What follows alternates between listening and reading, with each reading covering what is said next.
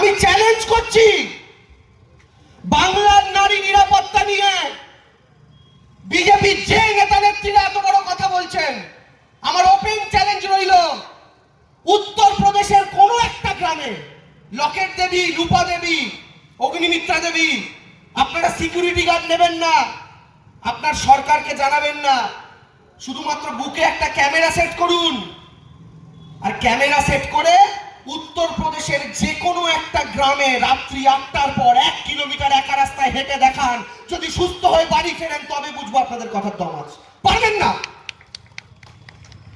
বাংলার নারী নিরাপত্তা নিয়ে আজকে এতগুলো কথা বলছে মায়েরা দাদারা।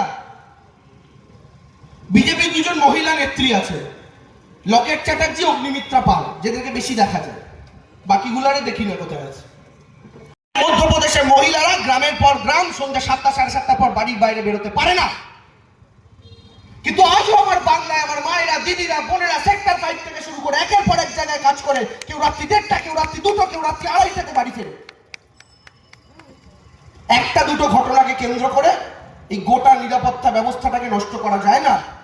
আপনি জানেন, আজও কেন্দ্রীয় সরকারের তথ্য বলে কলকাতা ভারতবর্ষের মধ্যে মহিলাদের জন্য সবচেয়ে নিরাপদ শহর। আমাদের তথ্য নয়, মোদির তথ্য।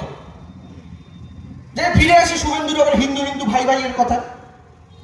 আপনারা 5 বছর আগে প্রত্যেকে একটা শব্দ শুনেছিলেন, এখন হয়তো ভুলে গেছেন। শব্দটা কি বলুন তো? আর দিন থেকে রাত্রি প্র্যাকটিস করে রাখুন, মটর পনির, বাটার পনির, दिन में पनीर, रात में पनीर, ब्रेकफास्ट में पनीर, लंच में पनीर। কারণ পনির ছাড়া তো গতি থাকবে না। মাছ নাই, মাংস নেই, ডিম নাই। ডিম একমাত্র সিপিএম এর কাছে আছে। সেই জায়গা থেকে দাঁড়িয়ে এরা শুধুমাত্র খাদ্যাভ্যাসে নয়, এরা মেয়েদের স্বাধীনতার বিপক্ষে।